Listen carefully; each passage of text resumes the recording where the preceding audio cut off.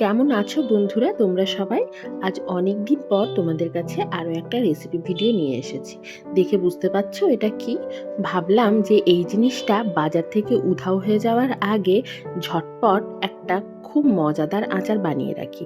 বানানো খুব সহজ আর সংরক্ষণ করা যায় সারা বছর ধরে।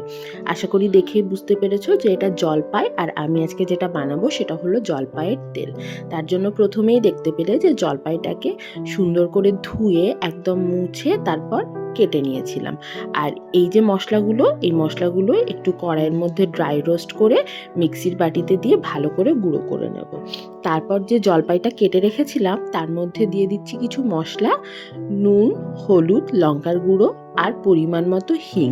হিংটা কিন্তু তোমরা অবশ্যই দেবে, এটা স্কিপ করো না, এটার জন্য গন্ধটা ভীষণ ভালো আসে। তারপর দিয়ে দিচ্ছি 1/4 কাপের মতো ভিনিগার। আর আমি সাথে একটু কাশ্মীরি লঙ্কার গুঁড়োও দিয়েছিলাম, সেটা ভিডিও করতে ভুলে গেছি। তারপর আগের থেকে যে মশলাটা রেডি করে রেখেছিলাম সেই মশলাটা দিয়ে ভালো করে মাখিয়ে নেব। ঠিক এরকম দেখতে হবে। এরপর একটা কাচের বয়াম নিয়ে নিয়েছি। কাচের বয়ামের মধ্যে সমস্ত জলপাইগুলো মশলার সাথে ঢেলে দিয়েছি।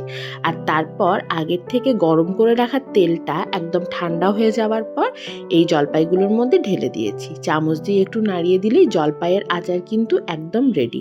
এরপর এটাকে রোদে দাও আর এনজয় করো।